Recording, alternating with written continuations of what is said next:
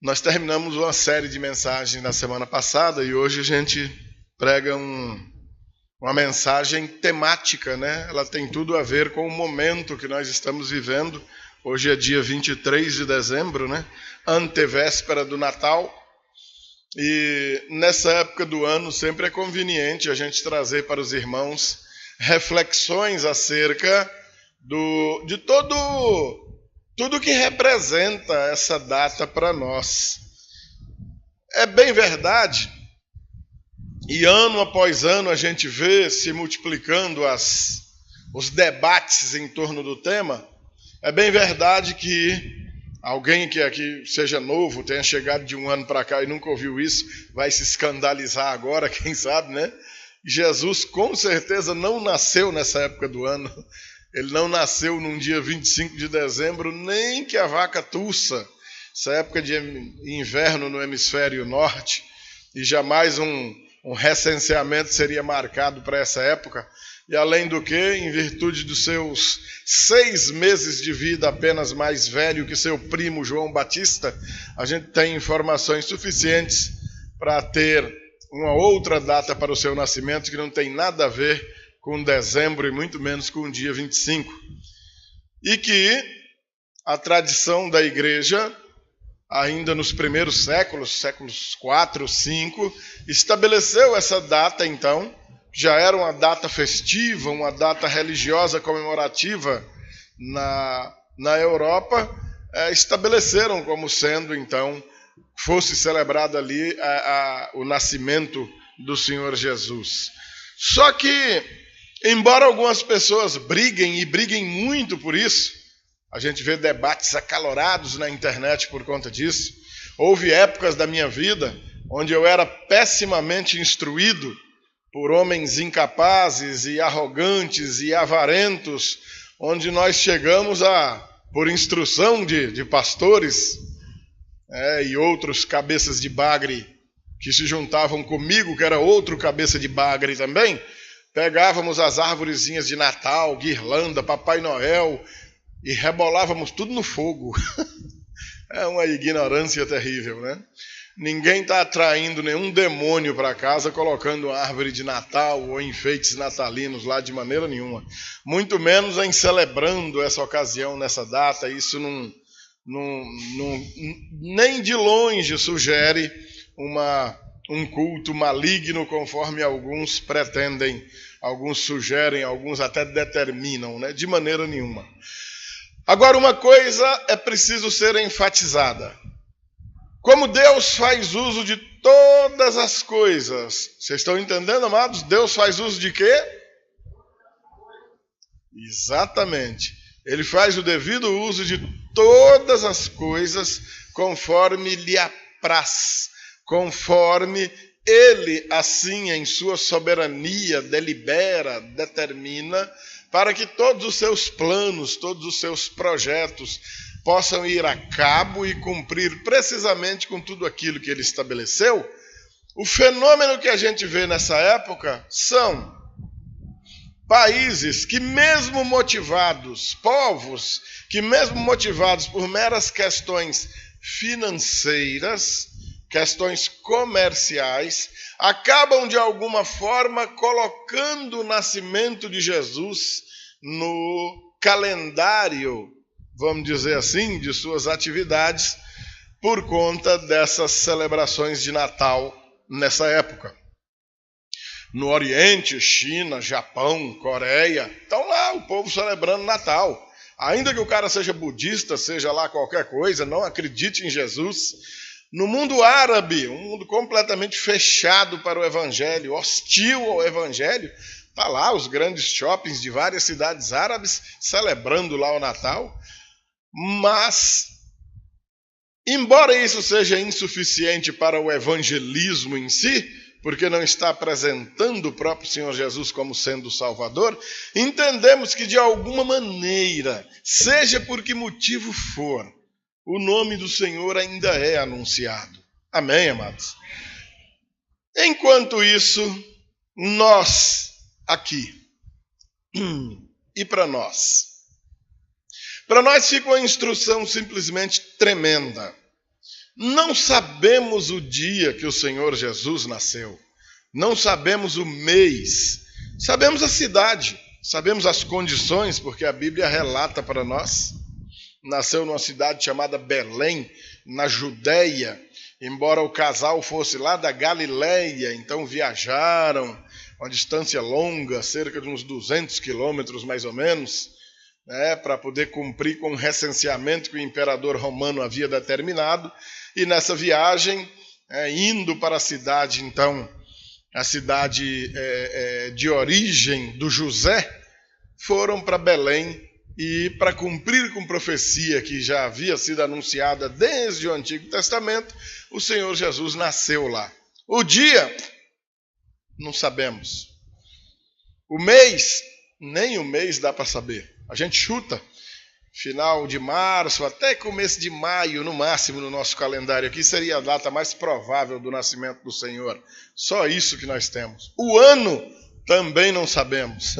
Mais ou menos entre os anos 6 e 4 antes de Cristo, o Senhor teria nascido. Seria o ano oficialmente. E só isso que nós temos. Agora, se não sabemos o dia, o mês, o ano, uma certeza nós temos. Ele nasceu. Amém, amados? O Senhor Jesus veio. Como Paulo diz nas suas epístolas, em vindo à plenitude do tempo. Ou seja, o que vem a ser algo pleno. Ele não atrasou, ele não se adiantou. O Senhor Jesus chegou no tempo exato. No exato momento em que o Deus soberano determinou que o Salvador viesse ao mundo, ele veio. Amém, queridos? É um milagre dificílimo de ser explicado. Praticamente impossível de ser destrinchado de modo científico, convincente, para colocar nas cabeças e nos corações das pessoas, para que elas compreendam o tamanho desse milagre e a importância desse ato maravilhoso. A incredulidade do povo não faria crer nele, ainda que fatores históricos e científicos comprovassem a vinda do Senhor. A maioria das pessoas crê no Jesus histórico, e nós também cremos, porque a história fora da Bíblia relata a vinda de um homem muito bom, que viveu na Palestina no início do 1º século, fazendo boas coisas, ensinando lá uma determinada doutrina. Os caras não são crentes, eles falam assim: praticando bem e sem ter cometido mal algum, foi condenado à morte e crucificado pelo Império Romano, em virtude de um julgamento e condenação sofrido pelo seu próprio povo, o povo judeu. O que faz com que eles travem uma briga entre si, dizendo: quem matou Jesus? Já foi o romano que crucificou. Não, mas foi porque o judeu que determinou a crucificação. Não foi judeu e nem foi romano. Quem matou Jesus fui eu. Quem matou Jesus foi você. Jesus morreu por mim e por você. Jesus morreu no meu e no teu lugar. Jesus morreu no nosso lugar. Nós deveríamos estar naquela cruz e não ele.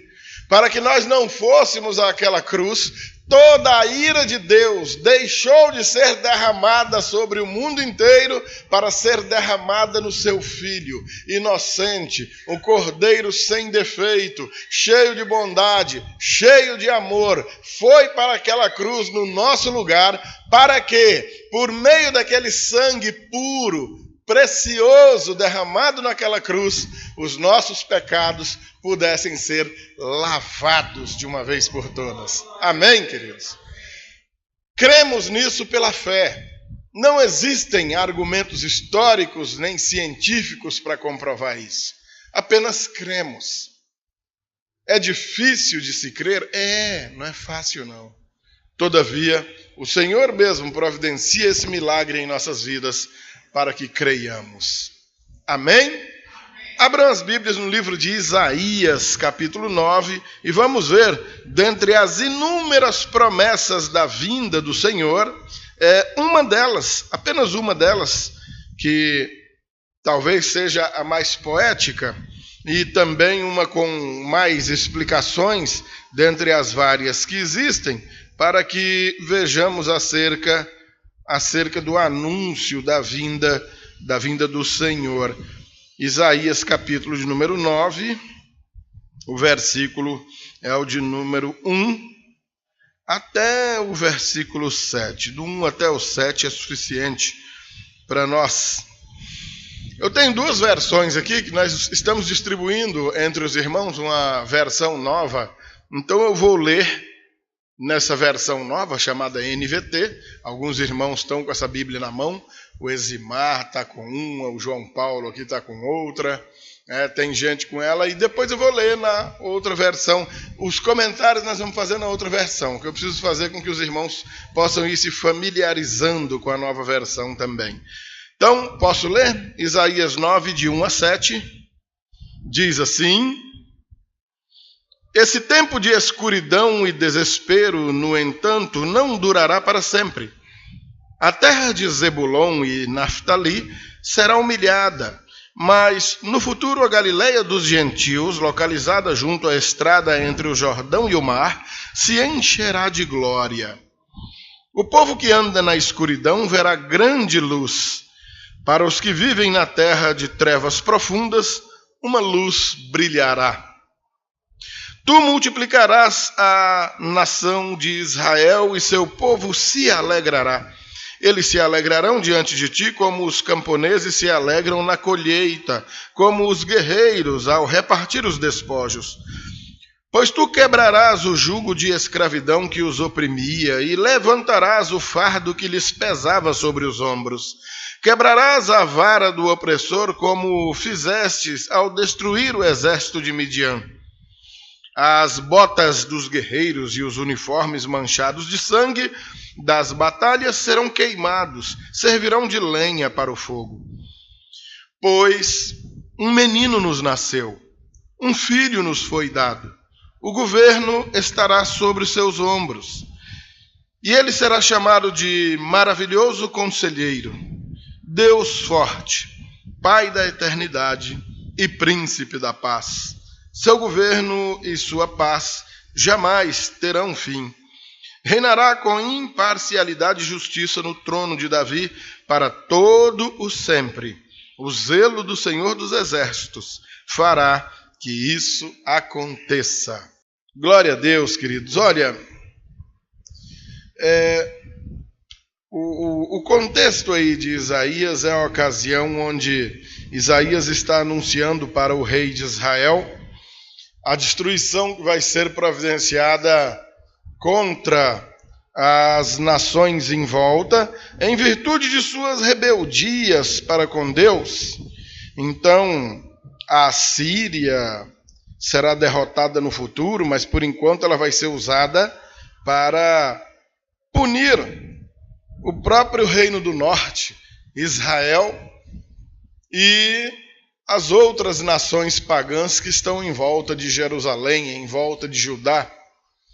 E o rei de Judá está sendo confortado com relação a isso.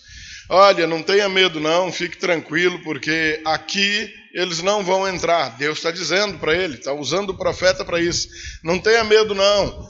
Todo mundo sabe que os exércitos deles são mais poderosos do que os seus, mas Deus é conosco, e como Deus é conosco, nenhum mal nos acontecerá. Então esse é o recado. E anunciando acerca dessa destruição que vem lá do norte para o sul,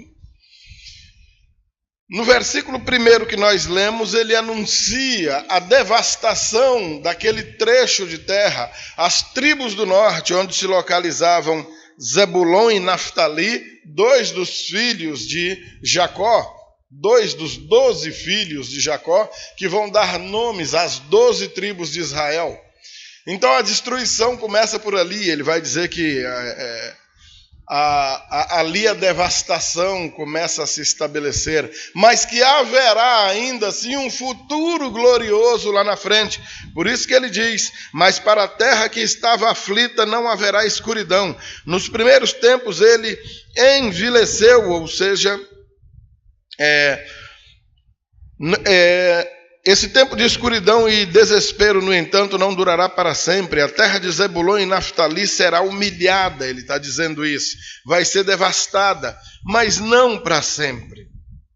Ele começa a profetizar um tempo em que, mesmo no meio daquela podridão toda, no meio daquele paganismo todo, de um absurdo desprezo quanto aos mandamentos de Deus, uma vida devassa, imoral, violenta, mentirosa, no meio daquilo tudo, uma luz iria brilhar.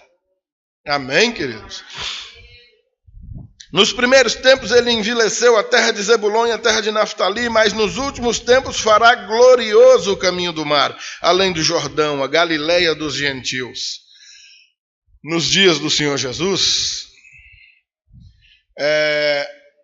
a cidade de Séforis, cidades de Séforis e Tiberíades, ali bem pertinho, na região da Galileia. Tiberíades ainda aparece na Bíblia e a cidade de Séforis nem aparece. Mas outras cidades da Galileia ficam bem famosas. Cafarnaum, Nazaré, da onde é a Maria, mãe de Jesus. E naquele cenário, naquele lugar, o Senhor Jesus foi criado. Muitos de seus milagres foram realizados ali. Muitos de seus sermões foram proferidos ali, naquele estado depravado. Quando os discípulos estão conhecendo acerca de Jesus, eles anunciam para um: olha, achamos o Salvador, ele vem de lá da Galileia. E esse discípulo vai dizer: e porventura pode vir alguma coisa que preste lá daquela região?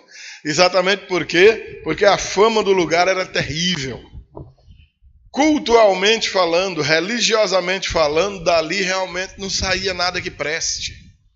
Mas o Senhor começa a realizar os seus milagres, começa a mostrar ao mundo que Ele é Deus soberano e que cata, escolhe, pega os seus onde Ele bem quer, que lá Ele vai arrumar a mãe para o Messias. Ela mora ali, tem até esse nome, Maria de Nazaré. Evidentemente tinha muita mulher boa para tudo quanto era lado, mas Ele gostou daquela, o Senhor é soberano. Ele viu algo de especial naquela. Os evangélicos morrem de medo de falar no nome de Maria, porque acham que vai cair um telhado desse na cabeça dele. Foi uma mulher especial. Com certeza uma serva de Deus, irrepreensível e digna de toda honra, mas não digna de culto, incapaz de ouvir orações, de interceder por quem quer que seja, assim como todos os apóstolos e demais personagens bíblicos. Mas em vida foi uma das personagens bíblicas mais, vamos dizer assim, de exemplo correto de vida a ser imitado, em sua submissão e no cumprimento cabal de tudo aquilo que Deus determinou. Ali o Senhor cresceu. Ali a luz começou a brilhar. Amém, queridos? Versículo de número 2. O povo que andava em trevas viu grande luz, e sobre os que habitavam na terra de profunda escuridão resplandeceu-lhes a luz. Lá no Evangelho de Lucas, o Senhor Jesus cita isso daqui, aos que jaziam no vale da sombra da morte, resplandeceu-lhes uma grande luz. Alguém que jaze, alguém que jaz, aquilo que você lê na lápide de sepultura, aqui não é muito comum, mas lá no sul se usa. Aqui jaz Walter Leal Guedes, vai ter escrito lá na minha sepultura. O que quer dizer naquela lápide? Aqui jaz, ou seja, aqui ele está enterrado, ele morreu. É isso que quer dizer. O mundo inteiro jaz no maligno, ou seja, está morto em pecado. A situação era essa: um povo que jazia em densas trevas. Ninguém deve ficar admirado e assombrado com isso, porque o Senhor usa outros trechos da Escritura para se referir à mesma situação. Efésios capítulo 2, o apóstolo Paulo diz precisamente isso. Estávamos nós mortos em nossos delitos e pecados. E éramos por natureza merecedores da ira. Mas Ele, sendo rico em misericórdia, nos amando um absurdo, pela graça nos salvou. Quando deveria nos matar, tocar fogo, nos deu vida, nos abraçou, nos amou. Ô, queridos, esse Deus nosso não é gente não, né? O Evangelho de João, capítulo 1, versículo 9, diz: a saber, a verdadeira luz que vinda ao mundo ilumina todo homem, o próprio Senhor Jesus. Em Lucas 1,79, para iluminar os que jazem nas trevas e na sombra da morte, e dirigir os nossos pés pelo caminho da paz. A situação do mundo inteiro sem Jesus é essa, amados. Meus amados do coração, rapazes, moças, irmãos, irmãs, situação era precisamente essa. Mergulhados em trevas tão terríveis que não conseguíamos enxergar absolutamente nada. Vivendo dissolutamente e achando bonito. Caminhando a passos largos para o inferno e dando gaitada. Eu sou tal, eu sou eu, jacaré é um bicho. Atolado no lamaçal do pecado e dando gargalhadas achando que estava bom. Todo ser humano nasceu precisamente nessas condições. É claro, existem uns mais perversos, outros menos, mas o homem, de uma forma geral, ele é mau. O homem, ser humano, homem, mulher, é um ser mau. O Evangelho de João também vai dizer precisamente isso. A suma é essa, que a luz veio ao mundo, mas os homens amaram mais as trevas do que a luz, porque as suas obras eram más. Não gostavam da luz. Quem está fazendo uma coisa mal feita, ali no escurinho, de repente alguém, acende uma luz, apaga isso aí, tu é doido. Porque são obras vergonhosas. Obras das quais nem o seu próprio autor se orgulha. Então elas precisam ser feitas no escuro, escondidas, porque não são obras dignas de serem mostradas. Nessa condição de pecaminosidade, de morte, de perdição total, a luz do Senhor Jesus brilha, resplandece no meio dessas trevas. Não havia outra luz capaz de iluminar essa situação. Não tinha lanterna, não tinha lampião, não tinha lamparina, não tinha nada que desse jeito. Somente a luz do Senhor Jesus. Tratam-se de trevas espirituais. Nem a luz do sol é capaz de dissipar. Somente o Senhor Jesus iluminou esses corações. Amém, amados? Verso 3, tu multiplicarás a nação de Israel, e seu povo se alegrará. Ou tu multiplicaste esse povo, a alegria lhes aumentastes. Todos se alegrarão perante ti, como se alegram na ceifa, e como exultam quando repartem os despojos. Toda a alegria que o Senhor veio trazer, alegria espiritual e identificável no Espírito. É alegria a ser contemplada, alegria a ser experimentada quando se vive em comunhão com Ele. E creiam, meus amados irmãos, nós vivemos uma vida de ações de graças ao Senhor, exatamente em virtude de toda essa generosidade, de toda essa bondade que Ele teve para conosco, de Ele vir a nós e se revelar a nós. de Ele vir a nós e nos escolher no meio da multidão. Estão entendendo, amados irmãos? Porque se dependesse de nós, mortos, tirarmos o pé do lugar e caminharmos na direção do Senhor, nós não iríamos a Ele nunca. Mateus 11, 27 diz: tudo me foi entregue por meu Pai. Ninguém conhece o Filho senão o Pai, e ninguém conhece o Pai senão o Filho, e aquele a quem o Filho o quiser revelar. Mateus capítulo 16, verso 17, quando Pedro então identifica o Senhor Jesus: e vocês, quem dizem que eu sou? Tu és o Cristo, Filho do Deus vivo. E o Senhor vai dizer então para Pedro: não foi carne nem sangue que te revelou isso. Isso te foi revelado pelo Pai que está no céu. Amém, amados? Isso para deixar claro que não há ciência. Não existe biologia, não existe mecanismo, não existe uma injeção na veia, não existe um choque elétrico, nada que possa revelar o Senhor a nenhum de nós, a não ser a bondade e a misericórdia dele mesmo. Ele veio fazer isso. Verso 4. Pois tu quebraste o jugo de escravidão, ou seja, porque tu quebraste o jugo da sua carga e o bordão do seu ombro, ou seja, tirou o peso. Eu quero que os irmãos prestem atenção aqui. Havia, e o Senhor vai falar sobre isso, em Mateus capítulo 11, versículos de 28 a 30, quando o Senhor diz então aos seus ouvintes, aos judeus que estão ao seu lado: vinde a mim todos que estáis cansados e sobrecarregados, e eu vos aliviarei. Estão entendendo, amados?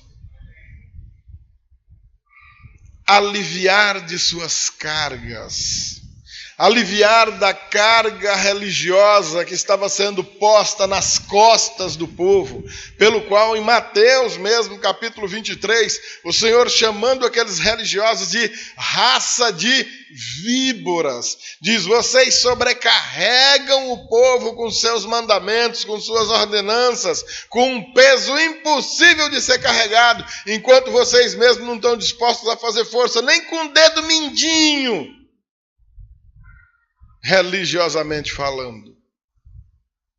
Vinde a mim todos que estáis cansados e sobrecarregados, e eu vos aliviarei.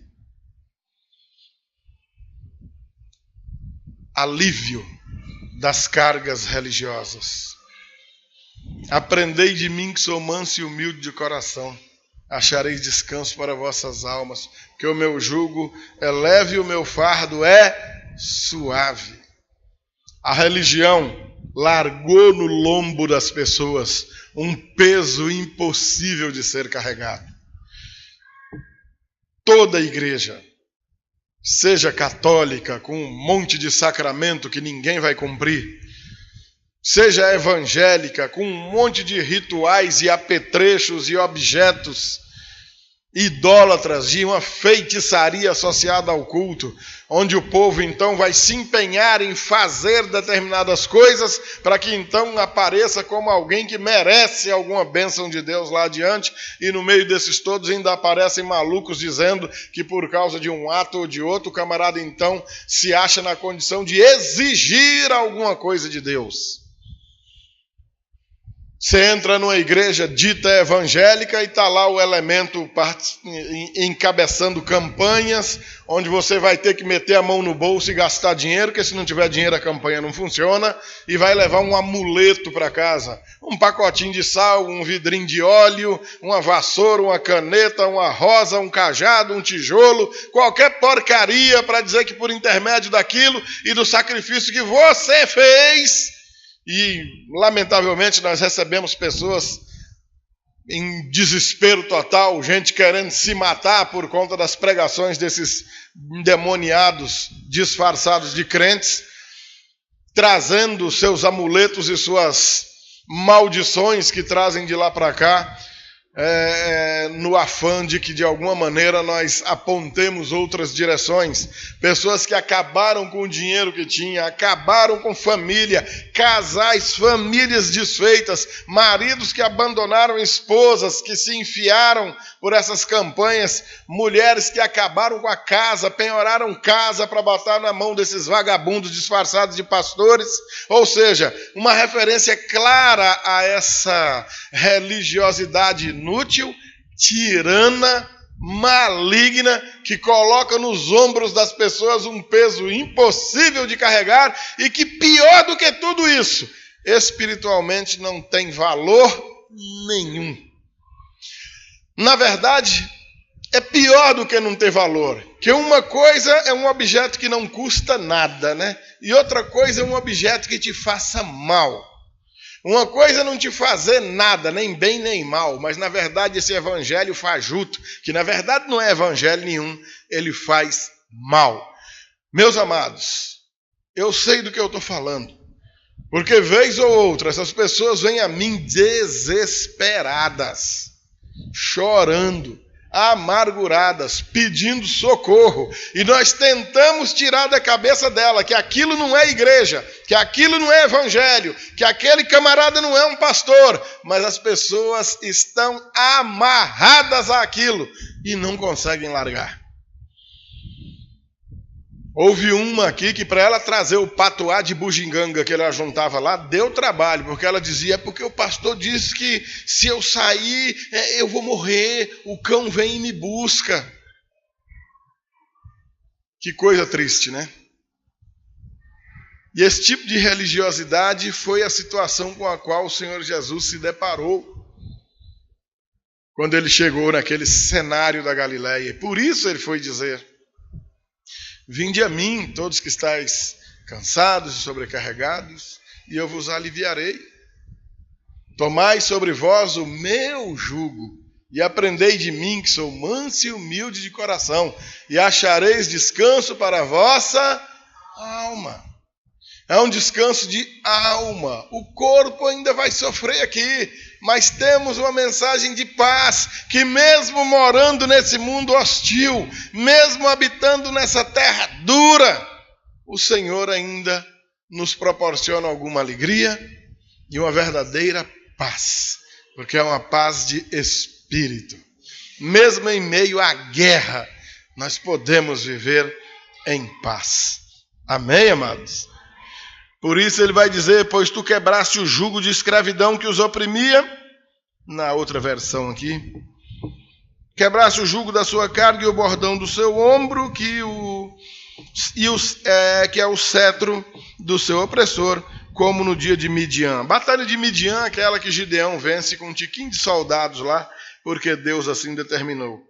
Verso 5, porque todo calçado daqueles que andavam no tumulto, ou seja, dos soldados de guerra, e toda capa revolvida em sangue serão queimados, ou seja, as roupas, as vestimentas do inimigo serão como nada, o Senhor está dizendo. Não tenha medo, eles não terão poder nenhum contra aqueles que Deus guarda. Eles não terão nenhum poder sobre a vida daqueles sobre os quais a guarda, a proteção de Deus esteja. Amém, queridos? Versículo de número 6. Tudo isso por quê?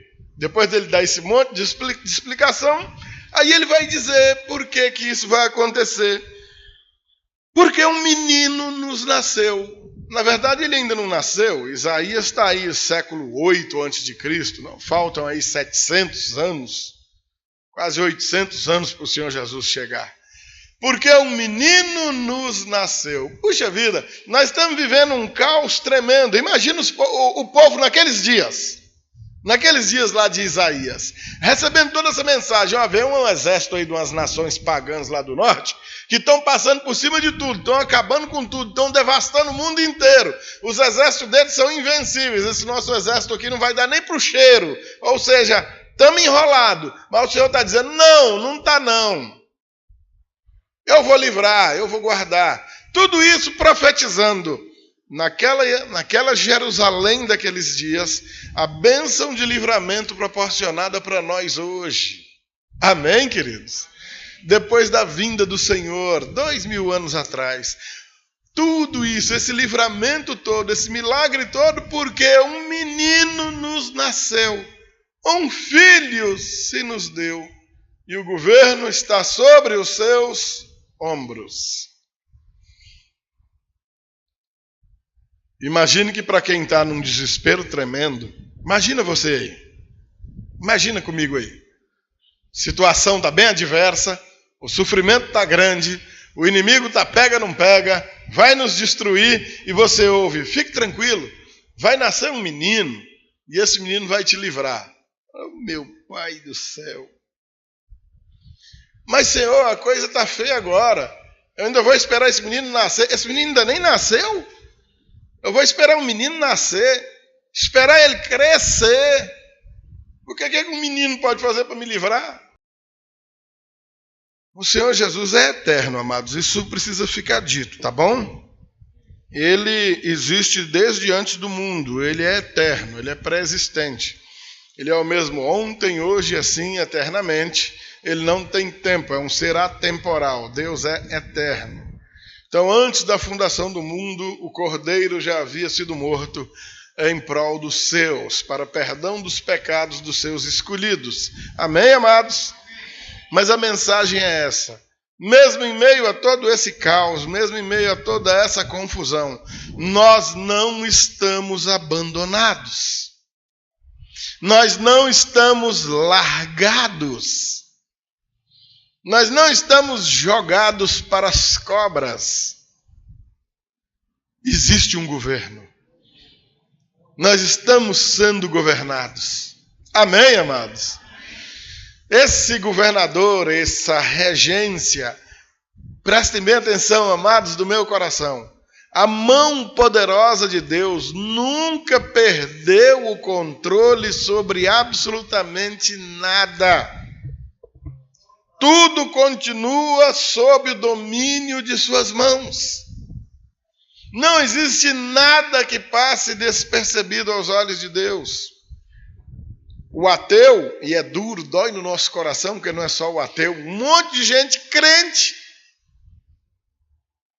ou pelo menos que diz que é crente, faz a mesma pergunta do ateu. E o ateu faz essa pergunta há milênios.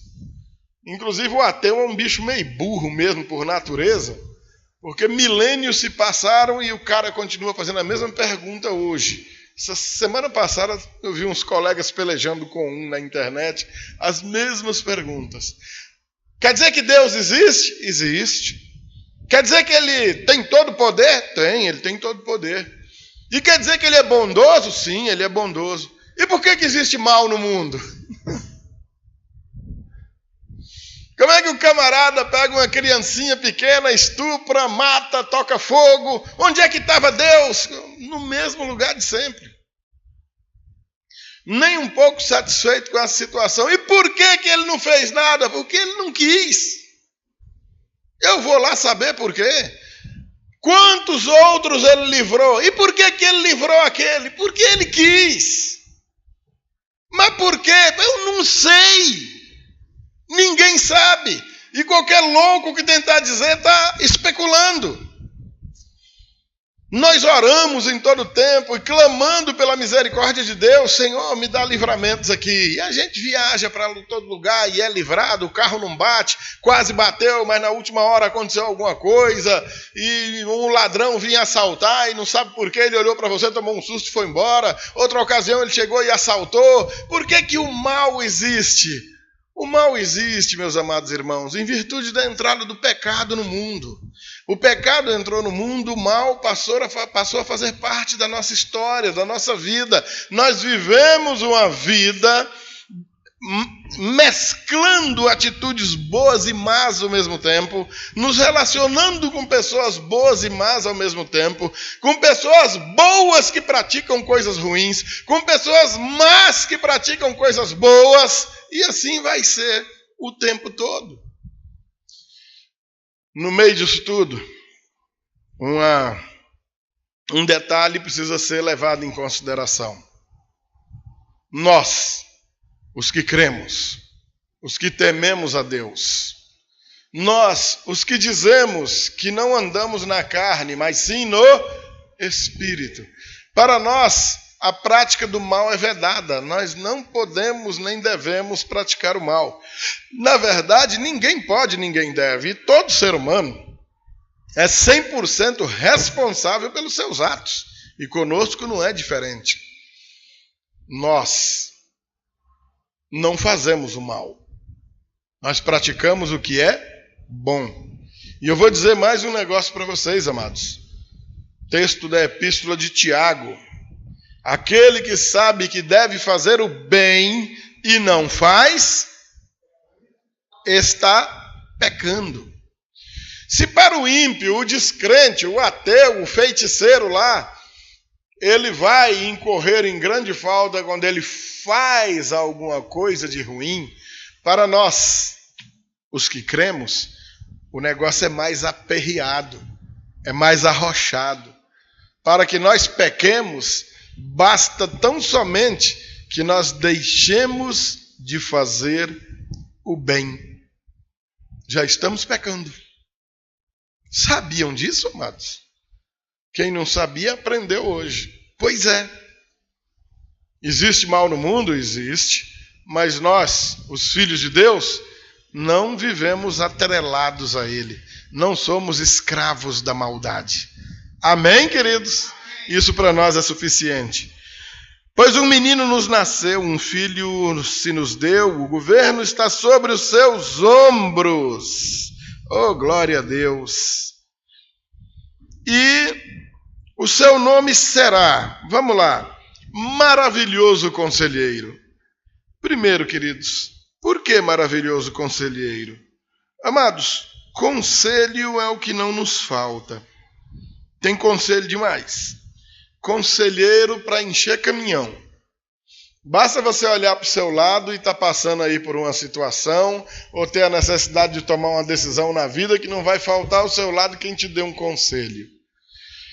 Curiosamente, a maioria dos conselhos que nós vamos receber serão conselhos para o mal e não para bem. E o conselho do Evangelho, o conselho do maravilhoso conselheiro, é um conselho que realmente só vai ouvir e só vai acatar quem ama o Senhor Jesus.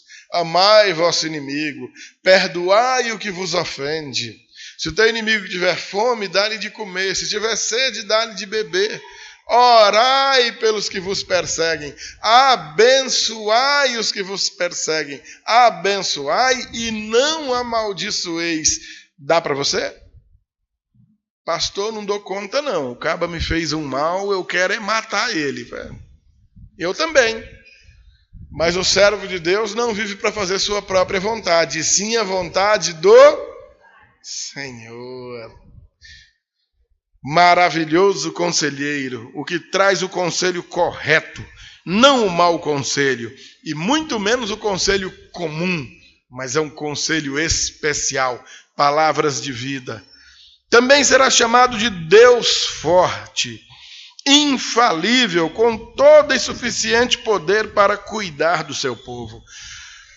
O povo de Deus está inserido num contexto onde se falam em muitos deuses. Todas as nações têm os seus deuses. E os profetas de Deus vão dizer, esses camaradas aí, eles não são Deus, coisa nenhuma. Só existe um Deus. O Deus soberano, criador dos céus e da terra. E Ele é forte. Ele tem força. Nunca vai faltar suficiente força para que Ele te socorra. Por mais que o aperreio seja grande. Por que ele está usando esse argumento aqui? Porque ele está anunciando o livramento contra o ataque de um exército poderosíssimo. Olha, é um Deus forte. Ele não perde batalha, não. Não é um Deus fraquinho.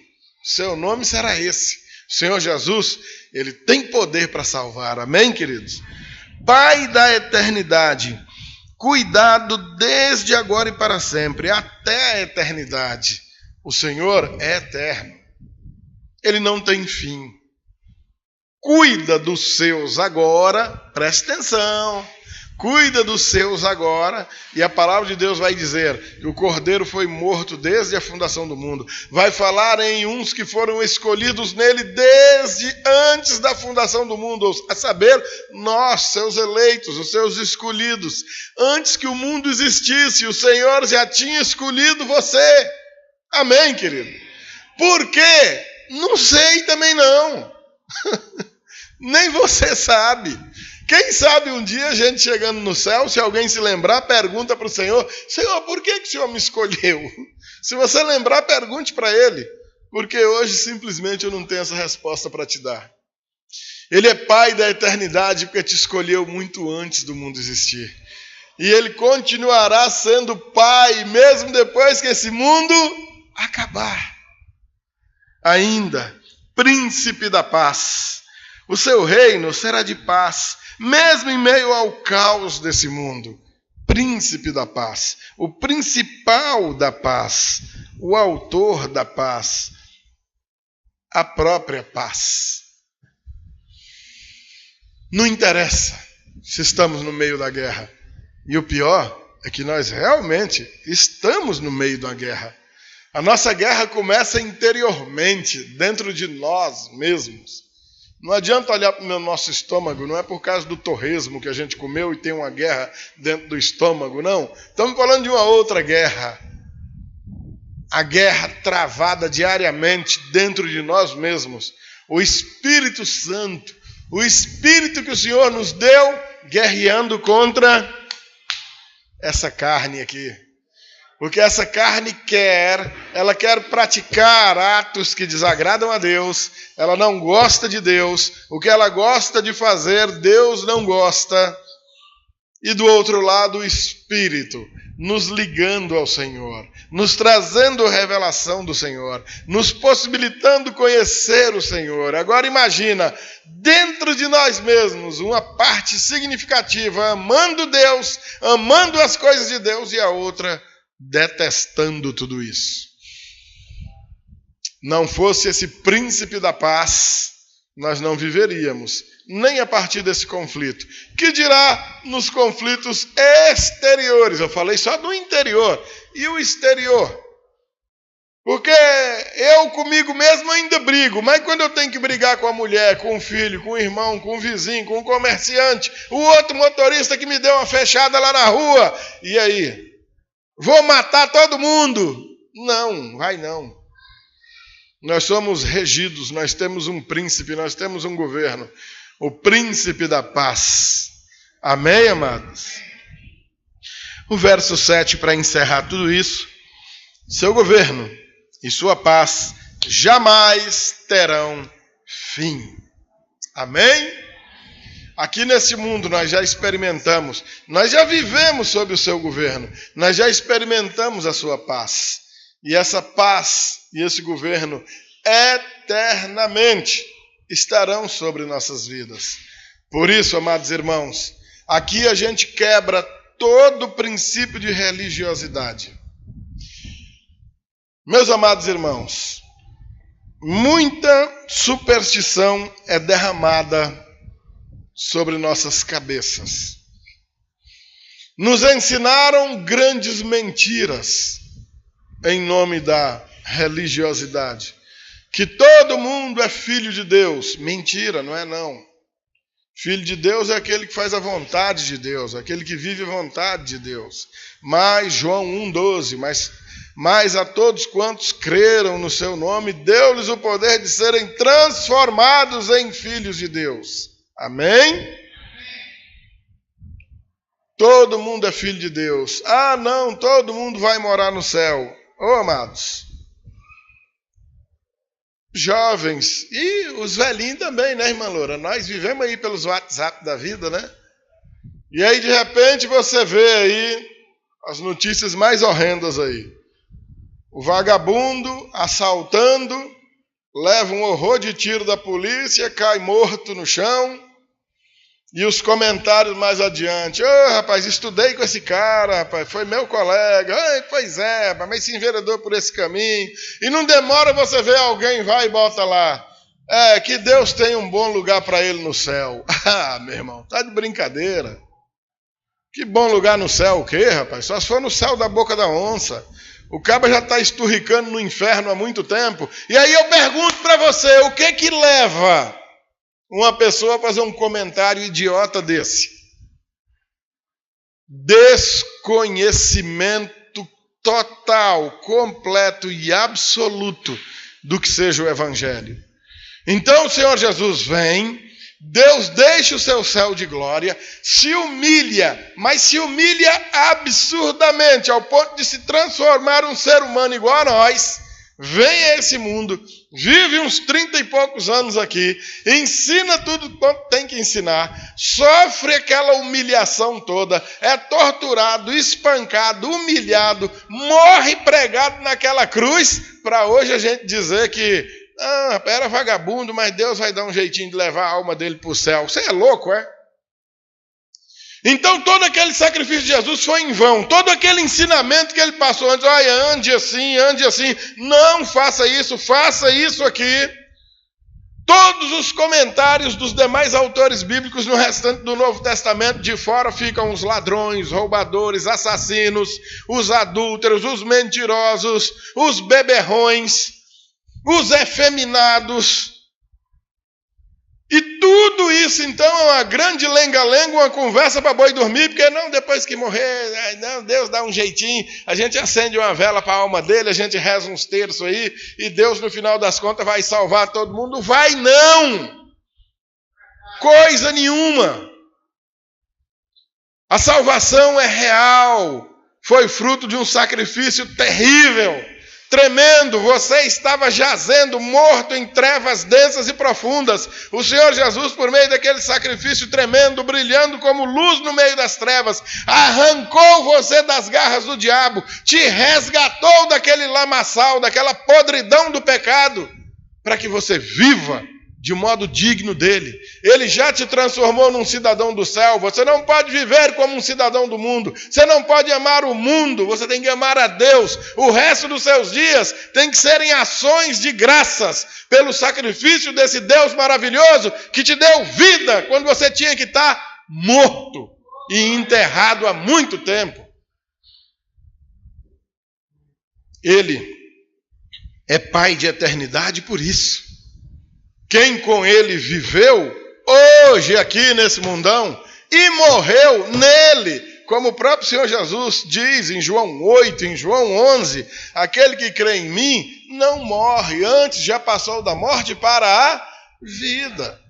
O morrer nesse mundo é apenas deixar esse corpo aqui e ir para a glória com o Senhor. Quem com ele hoje está, com ele estará eternamente. Amém, amados? Quem com ele hoje não está, não estará com ele nunca. Isso precisa ser dito, enfatizado. As pessoas zombam de nós lá na rua. Quer dizer que tu é crente? Quer dizer que tu vai para o céu? Te conheço, vagabundo. Cachaceiro sem vergonha que nem tu, rapaz. Um caba safado que nem tu. Um caba safado que nem eu. Jesus me amou e me resgatou daquela safadeza. Você está falando isso porque você não me conhece. Você conhecia aquele safado de anos atrás. Realmente eu era tudo isso. Na verdade eu era até um pouco pior. Você nem conhecia o resto das marmotas que eu era capaz de fazer. Mas o Senhor me resgatou. Eu me coloquei debaixo do sangue precioso dele. Eu me valho do sacrifício dele na cruz. E eu morri. Aquele antigo Walter morreu. Esse aqui é outro. Eu nasci de novo, eu nasci para uma nova vida, e agora eu vivo para agradar aquele Senhor que me salvou. Amém, amados? Seu governo e sua paz jamais terão fim, reinará com imparcialidade e justiça no trono de Davi, para todo sempre, o zelo do Senhor dos exércitos. Oh, glória a Deus! Fará isso. Amém? Esse é o Natal, amados. Em determinada época, se cumpriu isso que está dito aí no versículo 6. Um menino nos nasceu, um filho se nos deu. O governo está sobre os seus ombros, e o seu nome será Maravilhoso Conselheiro, Deus Forte, Pai da Eternidade e Príncipe da Paz. Esse é o Natal.